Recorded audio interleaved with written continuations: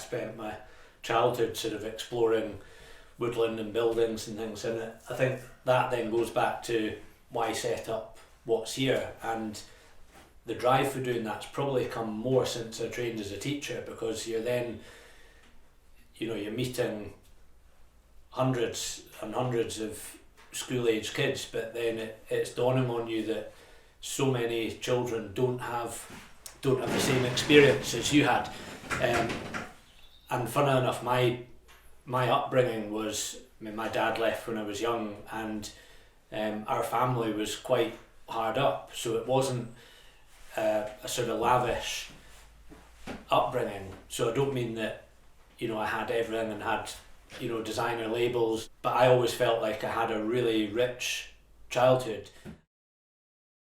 So we came here when I was 10, and we lived in all over the country before we came here. We were sort of in isolation, we didn't go to town an awful lot, and school friends didn't come here much, so we kind of grew up, and it became a sanctuary in a way, from a lot of the stresses teenagers experience at school. So it was a really nice place to just to learn something about nature and something different, from an urban existence. And that, even though we lived in Kinghorn, which is only a couple of miles down the road, it really felt a completely different world. As an artist, I've always found my connection with nature being far more important than anything I do with it. I think that's quite a thing.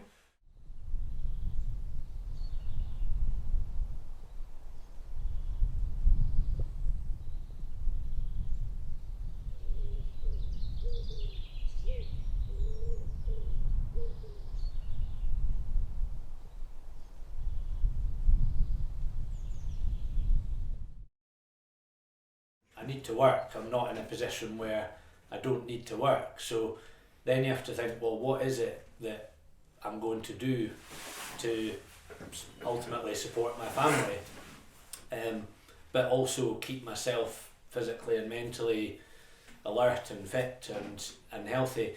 So then when we were building this, what was going through my head was thinking, I don't remember what the exact saying is, but there's a sort of saying that if you can find a job that is something you enjoy, then you'll never work another day in your life, and this felt like that kind of thing for me, and I knew that there was a lot of interest in nature connection and learning new crafts, not even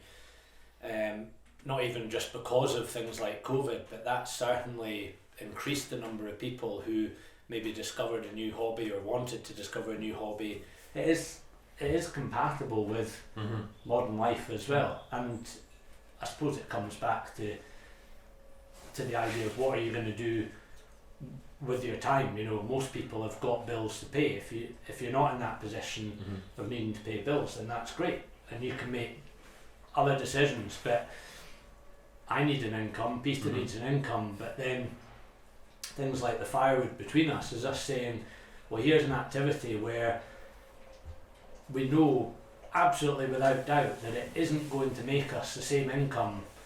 A day doing firewood isn't the same income as a day teaching, but which one's better for my physical health, which one's better for my mental health?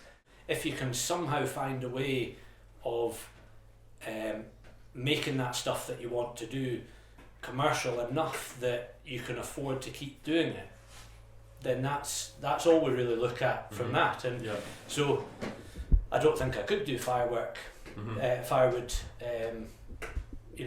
days a week. We just try and build these activities into what hopefully becomes a sort of rich working life, and it's seriously blurred the lines between what is working life and what's hobbies. And I mean, doing the courses here is me taking what things that have always been my hobby and saying, well, maybe I could help other people.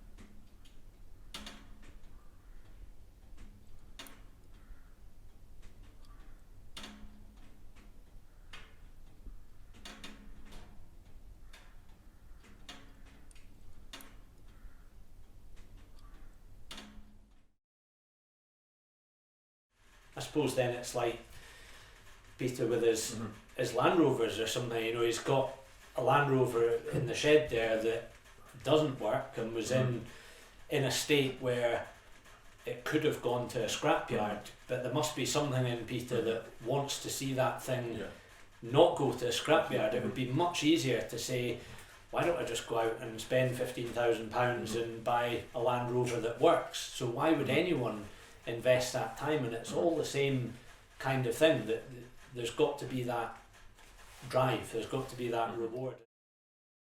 What I found was a straight through pipe, so you delete the silencer and just have a straight through pipe from the engine straight through to the exhaust, so it's louder, but it's actually a lot more responsive, and it's just noisier, but it's a lot more responsive. It runs so much nicer.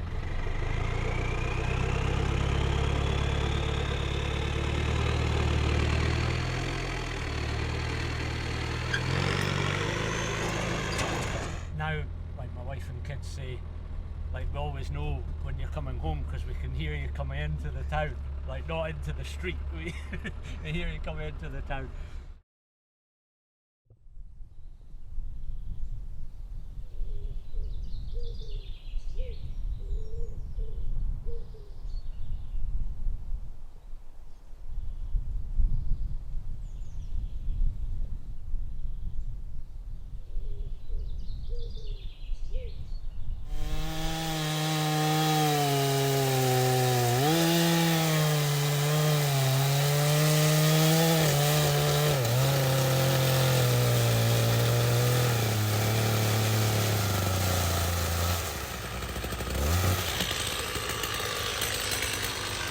That's getting more solid there.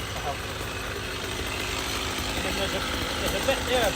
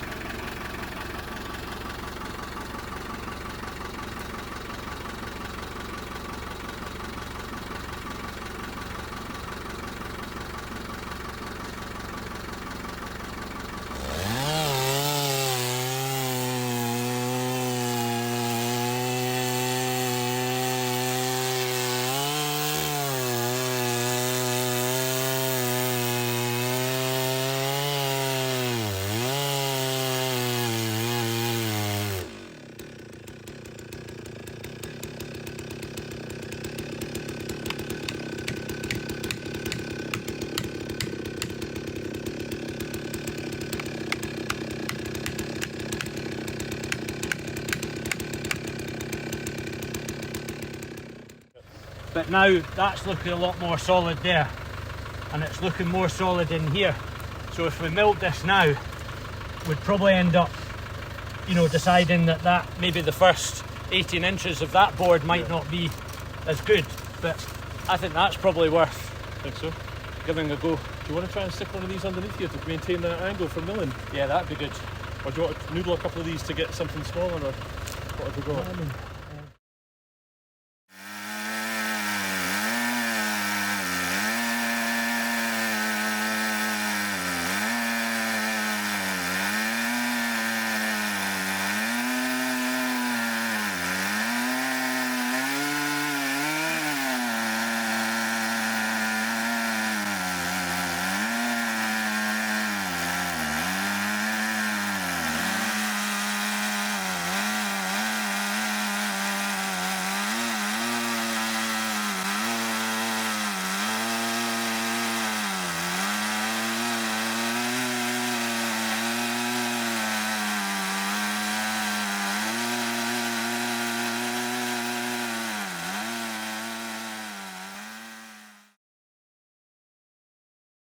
never really be afraid to give something a go, but as a character I've probably always got a bit of imposter syndrome, and although I've always been happy, you know, showing someone how to do something or running a class, but you can't make me not nervous about thinking, why would someone come and do a course with me? It's just something of my character, so I never feel completely comfortable with it. But thankfully the feedback we get from workshops is that, you know, people have really enjoyed it and they felt at ease, and they can see that it's maybe not even just, you know, passion for the craft element of things, but it's also people realising that, you know, you bothered to, you know, to think to, you know, bring some oat milk or make a handmade cake or something like that. You know, they realise that you're actually really invested in them having a nice day and a nice experience. And I think the feedback that